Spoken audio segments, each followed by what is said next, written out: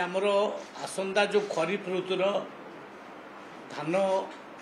खरीद करने प्रक्रिया आरंभ हो जाए अर्थात रजिस्ट्रेशन आरंभ हो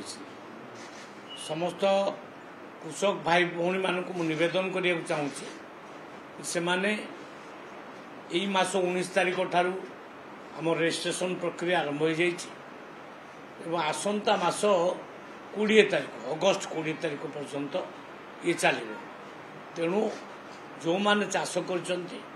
चाषी माने तांकर रजिस्ट्रेशन तुरंत कर एथरक रजिस्ट्रेशन रे आम EKYC लागू करुचु फार्मर्स मानक EKYC अर्थात प्रकृत फार्मर्स किए एथुरु धरा पड़िबो एवं नकली फार्मर्स एथुरु डिलीट हो ये प्रक्रिया बर्तमान आरंभ हो समस्त को निवेदन कर समस्ते यथाशीघ्र रजिस्ट्रेशन करपर आमर नवेम्बर मास ठारू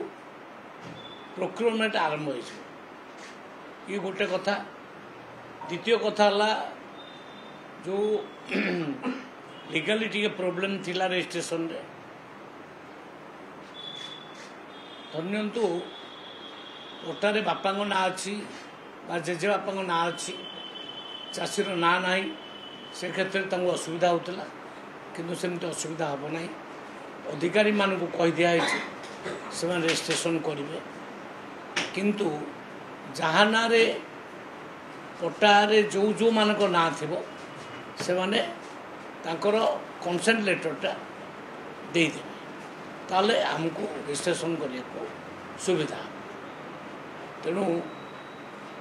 समस्त को निवेदन यथाशीघ्र रजिस्ट्रेशन प्रक्रिया रे भाग नि